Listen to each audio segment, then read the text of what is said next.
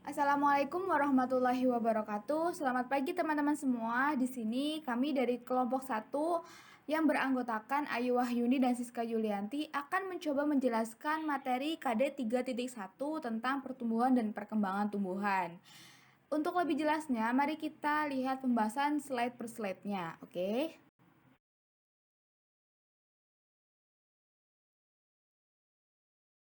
Nah, teman-teman semua, pada materi ini kita akan sedikit demi sedikit menjawab beberapa pertanyaan yang mungkin ada pada benak teman-teman semua. Seperti yang pertama ini, bagaimana sih nantinya pohon bisa bertambah tinggi dan besar? Lalu, bagaimana nantinya pohon bisa menghasilkan buah maupun bunga? Dan yang ketiga, kok bisa sih pohon teh yang dipetik setiap hari tidak gundul? Apa penyebabnya gitu kan? Pasti ada di benak teman-teman. Lalu yang terakhir, bagaimana sih proses pematangan buah yang disimpan di tempat beras? Nah, dua pertanyaan terakhir ini akan dijawab ketika kita membahas fitohormon, yaitu hormon-hormon yang terdapat pada tumbuhan. Untuk selengkapnya, mari kita bahas pembahasan berikut ini. Nah, karena pada bab ini kita belajar tentang pertumbuhan dan perkembangan, maka tidak afdol jika kita tidak mengenal apa itu pertumbuhan dan apa itu perkembangan. Pada slide ini saya akan mencoba menjelaskan tentang apa sih itu pertumbuhan dan apa sih itu perkembangan. Oke, yang pertama tentang pertumbuhan. Jadi, pertumbuhan adalah suatu proses bertambahnya ukuran, di antaranya volume, massa, dan tinggi pada suatu makhluk hidup.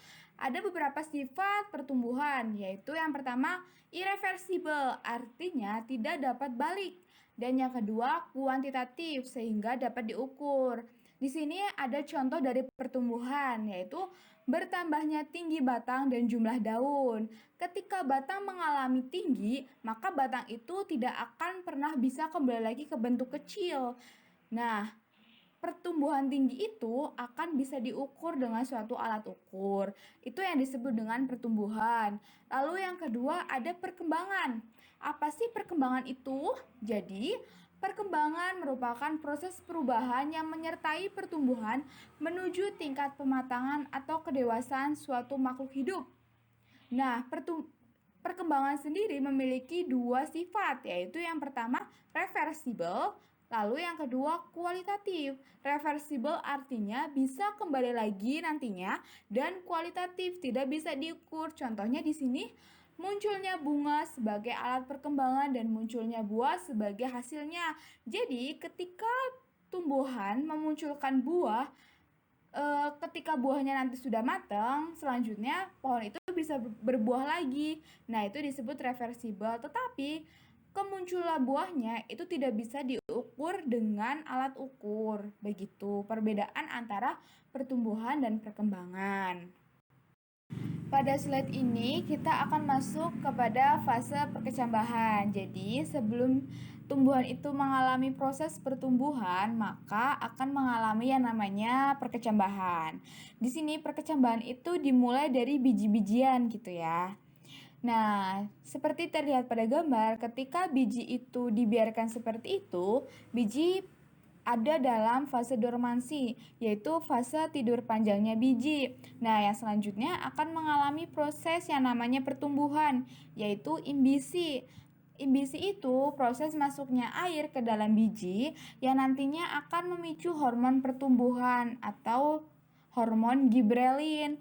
Nah, selanjutnya akan terbentuk yang namanya radikula atau akar sementara, hipokotil batang yang menuju ke bawah, epikotil batang yang menuju ke atas, and welcome plumula atau tunas baru. Nah, karena kita sudah mengenal nih secara umum proses perkecambahan, jadi perkecambahan itu dibagi menjadi dua. Yang pertama, perkecambahan epigeal dan perkecambahan hipogeal. Untuk perbedaan dua perkecambahan tersebut akan dibahas di slide berikutnya. Nah, pada slide ini saya akan mencoba menjelaskan tentang perbedaan perkecambahan. Yang pertama itu epigeal. Kalau epigeal itu ditandai dengan hipokotil yang memanjang, sehingga menyebabkan kotiledonya terangkat ke atas permukaan tanah. Nah, pada gambar sudah jelas di sini bahwa hipokotilnya itu memanjang ke bawah, Lalu kotiledonya akan terangkat ke atas permukaan tanah. Contoh tumbuhannya itu ada kacang hijau, kacang tanah, dan tumbuhan dikotil lainnya. Lalu yang hipogeal. Hipogeal ini ditandai dengan epikotil yang memanjang sehingga menyebabkan kotiledonya tetap di dalam tanah. Di sini digambar epikotilnya naik tuh ke atas tumbuh terus menghasilkan plumula. Lalu kotiledonya itu tetap di dalam tanah. Contohnya di sini ada pada jagung, padi, dan tumbuhan monokotil lainnya. Jadi perbedaan keduanya ini terdapat pada letak kotiledon. Kalau yang epigeal itu di atas permukaan tanah kotiledonnya, kalau yang hipogeal itu di dalam tanah. Selanjutnya di sini saya akan membahas tentang pertumbuhan. Jadi pertumbuhan itu dibagi menjadi dua. Yang pertama pertumbuhan primer dan yang kedua pertumbuhan sekunder. Pada slide ini saya akan menjelaskan tentang pertumbuhan primer. Jadi pertumbuhan primer terjadi karena adanya aktivitas meristem apikal sehingga akan terjadi pemanjangan akibat proses diferensiasi dan pembelahan sel. Meristem apikal ini biasanya letaknya ada pada ujung batang dan ujung akar. Nah, zona meristem ini dibagi menjadi tiga. Yang pertama, zona pembelahan. Yang kedua, zona pemanjangan atau elongasi. Dan yang ketiga, zona diferensiasi. Nah, pada gambar ini yang dimaksud zona pembelahan itu adalah zona yang selnya aktif membelah. Jadi sel-sel di zona pembelahan ini masih terus membelah, yang tadinya 2 jadi 4, yang 4 jadi 6, dan seterusnya gitu. Nah, yang kedua itu zona pemanjangan. Karena adanya efek pembelahan tersebut, maka yang di bawah zona pembelahan itu akan terus mengalami pemanjangan gitu. Terus yang ketiga ada zona diferensiasi. Nah, di zona ini jaringan-jaringan itu mulai seperti menempati tempatnya masing-masing gitu. Ada jaringan epidermis, jaringan parenkim gitu. Jadi sudah berbeda-beda, sudah melakukan tugasnya masing-masing gitu. Nah, yang di bawahnya lagi itu namanya jaringan permanen. Kalau jaringan permanen itu sudah jelas, yang ini namanya jaringan parenkim, ya ini namanya jaringan epidermis dan seterusnya gitu. Selanjutnya ada pertumbuhan sekunder. Pertumbuhan ini terjadi akibat aktivitas pembelahan mitosis pada jaringan meristem sekunder atau meristem lateral, sehingga mengakibatkan batang dan akar bertambah besar. Meristem lateral sendiri dibagi menjadi dua, yaitu kambium vaskuler dan kambium gabus. Kambium vaskuler juga dibagi menjadi flum dan xilem. Terlihat pada gambar di samping.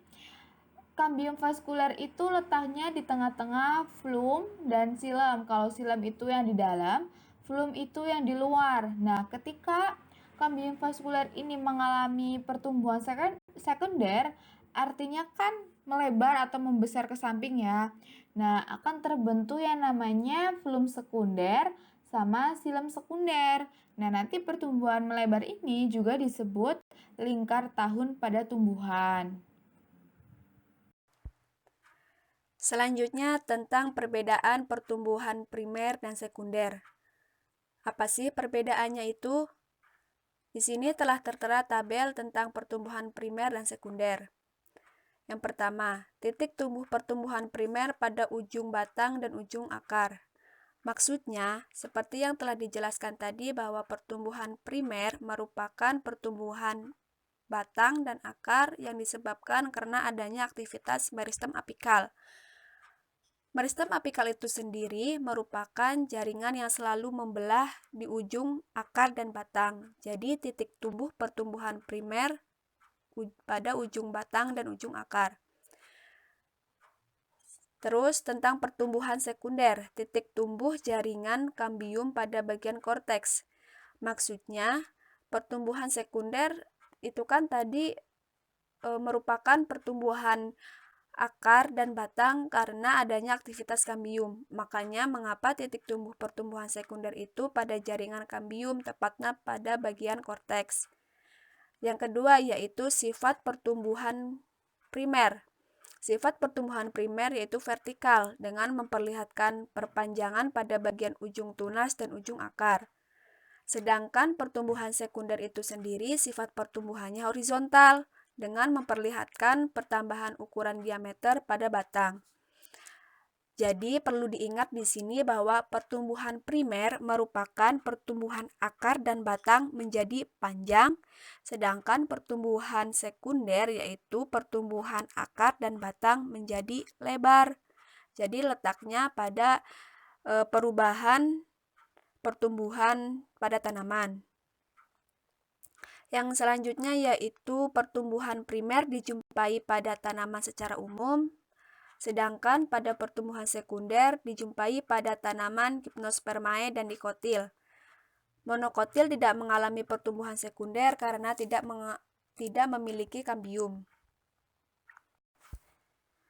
Selanjutnya pembahasan tentang faktor-faktor pertumbuhan dan perkembangan. Faktor-faktor pertumbuhan dan perkembangan dibagi menjadi dua, yaitu ada faktor internal dan faktor eksternal. Faktor internal merupakan faktor yang berasal dari dalam tubuh tumbuhan itu sendiri. Di sini faktor internal dibagi menjadi dua, yaitu faktor intrasel dan faktor intraseluler. Faktor intrasel terdapat di dalam tumbuhan, contohnya gen. Gen merupakan pembawa sifat dari induk anaknya. Gen itu sendiri dalam tumbuhan bisa mengatur keadaan fisik dan non-fisik pada tumbuhan, misalnya seperti warna bunga dan rasa buah. Yang kedua yaitu faktor intraseluler. Faktor yang dilepaskan oleh sel untuk mengatur pertumbuhan dan perkembangan, yaitu hormon. Hormon atau fitohormon yaitu zat yang mengendalikan fungsi tubuh pada tumbuhan. Di sini, hormon pada tumbuhan dibagi menjadi dua, yaitu ada hormon sebagai pemicu pertumbuhan dan ada hormon sebagai pemicu penghambat. Hormon pemicu pertumbuhan diantaranya yaitu ada 1 auksin, 2 giberelin, 3 sitokinin, 4 gas etilen, 5 asam tromalin atau hormon luka, 6 kalin. Hormon sebagai pemicu penghambat yaitu ada asam absisat. Hormon tumbuhan atau fitohormon. Di sini akan dibahas hormon-hormon yang berfungsi sebagai pemicu pertumbuhan. Yang pertama yaitu auksin, dibuat di meristem apikal, daun-daun muda, dan biji. Fungsi auksin itu sendiri yaitu yang pertama, merangsang pemanjangan sel pada daerah titik tumbuh, merangsang pembentukan akar, merangsang pembentukan buah tanpa biji, berperan dalam dominansi apikal, dan merangsang absisi atau pengguguran pada daun.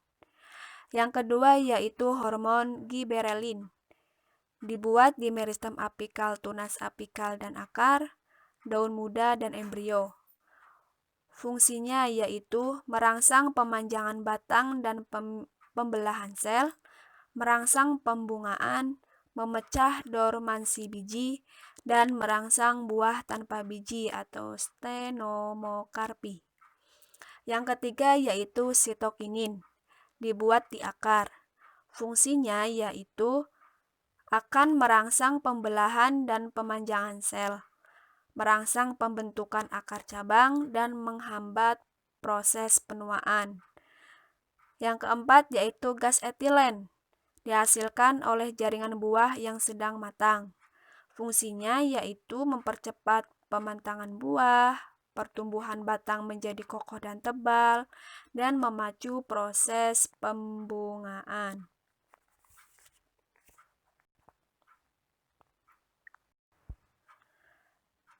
Yang kelima yaitu hormon kalin, dibuat di jaringan meristem. Fungsinya memacu pertumbuhan organ pada tumbuhan. Pada hormon kalin dibagi menjadi beberapa fungsi, yaitu rizokali merangsang pembentukan akar, kaulokalin merangsang pembentukan batang, filokalin merangsang pembentukan daun, dan antokalin, yaitu merangsang pembentukan bunga.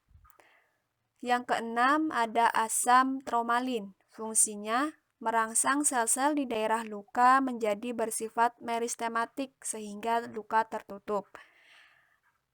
Dan yang terakhir ada asam absisat, yaitu hormon yang berfungsi sebagai pemicu penghambat. Fungsinya yaitu pengguguran daun pada saat musim kemarau. Selanjutnya, faktor eksternal pertumbuhan dan perkembangan. Faktor eksternal merupakan faktor yang berasal dari luar tubuh tumbuhan. Yang pertama ada air, berfungsi sebagai pelarut, penentu laju fotosintesis, mengangkut unsur dan zat hara maupun hasil fotosintesis. Yang kedua, cahaya. Tumbuhan membutuhkan cahaya karena berperan penting dalam proses fotosintesis. Selain itu, cahaya yang memadai juga dapat meningkatkan pembentukan kloroplas. Pengaruh lama penyinaran dalam cahaya. Tumbuhan berhari pendek, penyinaran kurang dari 12 jam sehari. Contoh, aster atau dahlia.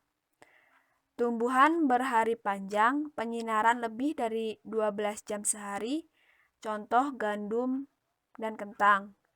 Tumbuhan berhari netral, tidak bergantung pada lama penyinaran. Contoh, mawar, bunga matahari, dan tomat.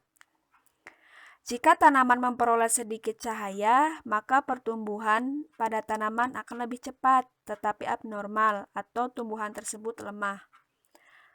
Yang ketiga yaitu kelembaban. Kelembapan udara yang rendah dapat meningkatkan laju transpirasi sehingga penyerapan air dan unsur hara meningkat. Yang selanjutnya nutrea atau nutrisi. Nutrea dibagi menjadi dua, yaitu ada makronutrea dan mikronutrea. Makronutrea merupakan zat yang dibutuhkan dalam jumlah banyak. Contohnya, ada karbon, hidrogen, oksigen, fosfor, kalsium, nitrogen, sulfur, dan magnesium. Yang kedua, mikronutrea, yaitu zat yang dibutuhkan dalam jumlah sedikit. Contohnya ada besi, boron, seng, tembaga, dan klorin. Selanjutnya suhu. Tumbuhan membutuhkan suhu tertentu untuk tumbuh dan berkembang dengan baik, yaitu suhu optimum. Semakin tinggi temperatur atau suhu, maka semakin tinggi pula transpirasinya. Akan tetapi, kandungan air dalam tubuh tumbuhan akan semakin rendah, sehingga pertumbuhan akan semakin lambat. Selain itu, perbedaan temperatur pada siang dan malam juga dapat mempengaruhi proses pertumbuhan. Oksigen, dan yang terakhir ada nilai pH atau tingkat keasaman. pH menentukan kemampuan tumbuhan dalam mengambil unsur dalam tanah.